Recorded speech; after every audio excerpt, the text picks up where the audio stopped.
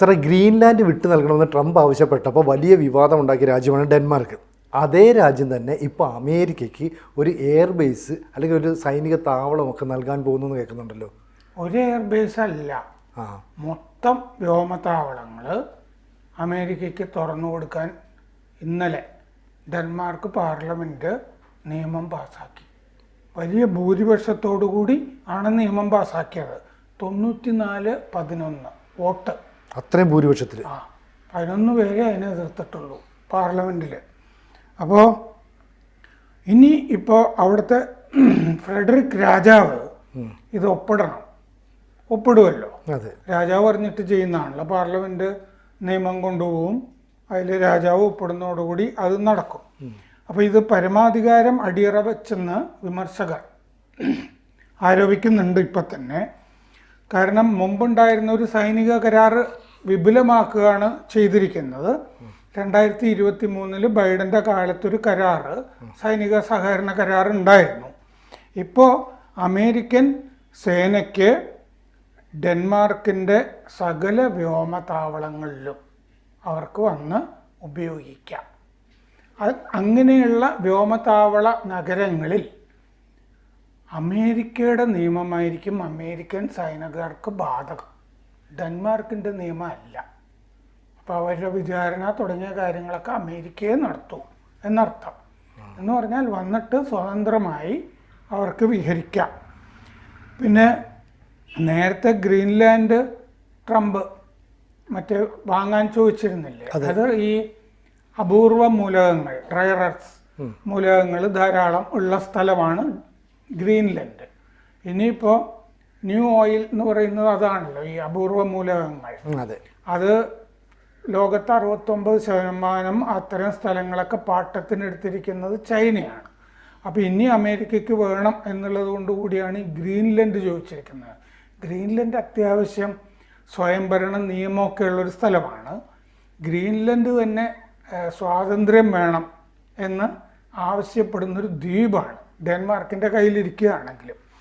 അപ്പോൾ അത് ഗ്രീൻലാൻഡ് ഇപ്പോഴും പറഞ്ഞിട്ടുണ്ട് ഡെൻമാർക്ക്, ഗ്രീൻലാൻഡ് കൂട്ടിച്ചേർക്കാൻ അമേരിക്ക ശ്രമിച്ചാൽ ഞങ്ങൾ ഇപ്പോൾ ഈ പാസാക്കിയ നിയമം റദ്ദാക്കും എന്ന് ഡാനിഷ് വിദേശമന്ത്രി ലാറ റസ്മുസ്സെ പറഞ്ഞിട്ടുണ്ട്. ചുമ്മാ പറയുന്നതാണ് അല്ലേ? അതെ.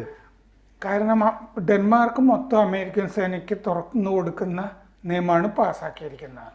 പിന്നെ ഗ്രീൻലാൻഡിൽ അധിനിവേശം നടത്താൻ അമേരിക്കയ്ക്ക് എന്താ പ്രയാസം? വലിയ സേനയൊന്നുമുള്ള രാജ്യമല്ലല്ലോ ഈ ഡെൻമാർക്ക് എന്ന് പറയുന്നത്. അപ്പോൾ കാറുപ്പ്, സ്കിഡ്സ്ട്രപ്പ് തുടങ്ങിയ നഗരങ്ങളൊക്കെ അമേരിക്കയുടെ കീഴിൽ വരികയാണ്. ആ നഗരങ്ങളിലൊക്കെ വ്യോമ താവളമുണ്ട്. സ്കാറുപ്പ്, സ്കിഡ്സ്ട്രപ്പ്, ആൽബർഗ്, ഈ 3 നഗരങ്ങളിൽ വ്യോമതാവളങ്ങൾ അമേരിക്കയ്ക്ക് ആക്സസ് കൊടുക്കുന്നതായിട്ട് നിയമത്തിൽ പറഞ്ഞിട്ടുണ്ട്.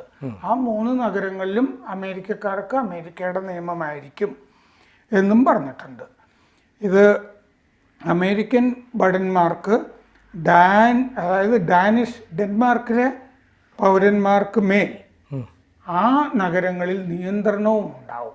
ആ 3 നഗരങ്ങളും ഭരിക്കുന്നത് അമേരിക്കയായിരിക്കും, വ്യോമതാവളങ്ങളുള്ള നഗരങ്ങൾ. പിന്നെ അമേരിക്കൻ ഭടന്മാരൊരു ക്രൈം ചെയ്താൽ അമേരിക്കൻ നിയമം ആയിരിക്കും അതിന് ബാധകം.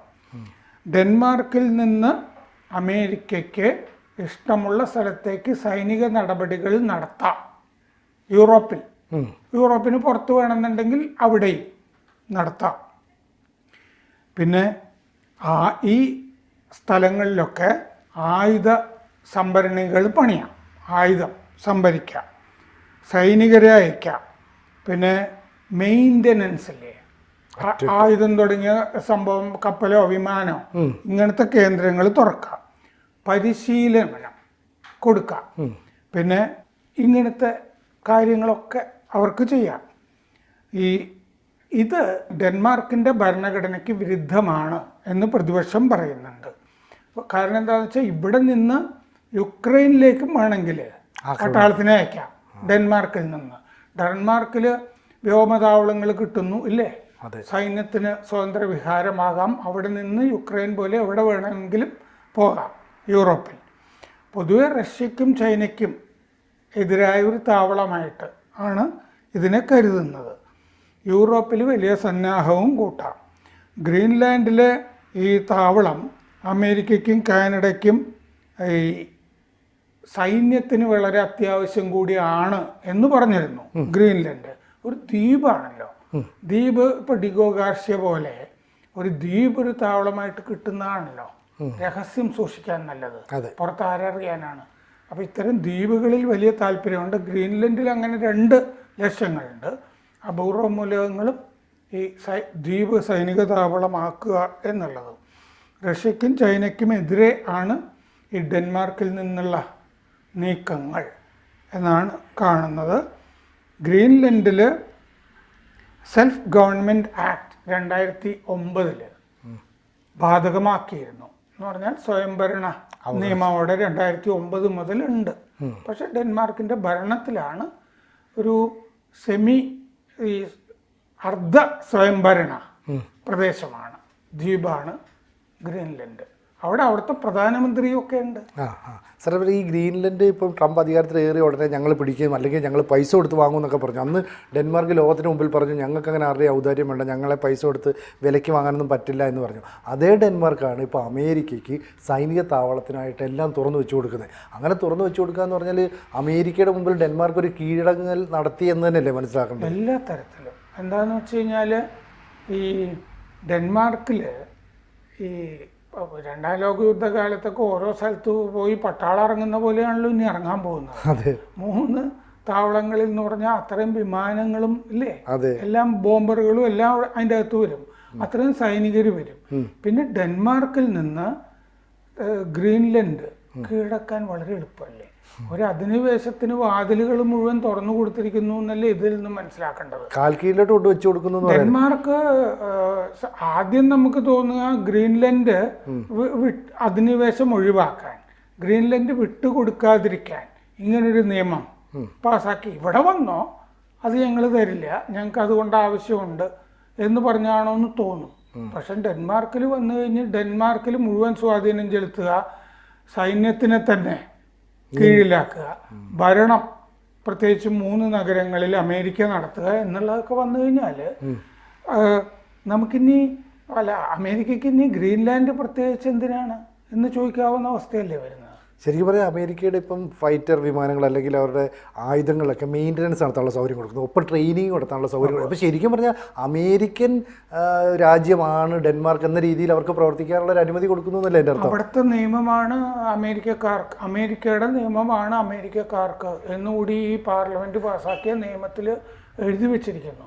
എന്ന് വെച്ചാൽ പാർലമെൻറ്റ് പാസ്സാക്കിയിട്ടുള്ള നിയമം ഡ്രാഫ്റ്റ് ചെയ്തത് അമേരിക്കയിൽ നിന്ന്, എന്നിട്ട് കരട് അവിടെ ഉണ്ടാക്കിയിട്ട് ഡെൻമാർക്കിന് അയച്ചു കൊടുത്തു എന്നല്ലേ ഇതിൻ്റെ അർത്ഥം. അവർ വായിച്ചാൽ മതി പാർലമെന്റിലല്ലേ. ഇവർക്ക് സൗകര്യമുള്ളതാണെങ്കിൽ ഇവിടുത്തെ നിയമം തന്നെയായിരിക്കും അമേരിക്ക ബാധകം എന്നൊക്കെയല്ലേ പറയേണ്ടിയിരുന്നത്.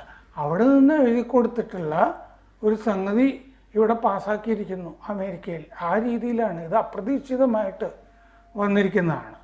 ഈ പാർലമെൻറ്റ് അങ്ങനെ ഒരു സാധനം എഴുതി കൊടുത്താൽ ഒരുപക്ഷെ ഇപ്പം രാജഭരണത്തിൻ്റെ ചില നൂലാമാലകൾ അവിടെ ഉണ്ടല്ലോ, അപ്പോഴും ആ രാജാവിന് ഇത് അംഗീകരിച്ചു കൊടുക്കാതെ ഇതിനെ എതിർക്ക് പറ്റില്ല, ഞങ്ങൾ ഇതിനെ തള്ളിക്കളയുന്നു, അങ്ങനെയൊന്നും നിലപാടെടുക്കാൻ പറ്റില്ലല്ലോ. നിലപാടുമില്ല. ഇവിടെ ഗവർണറുടെ കാര്യം അറിയാമല്ലോ.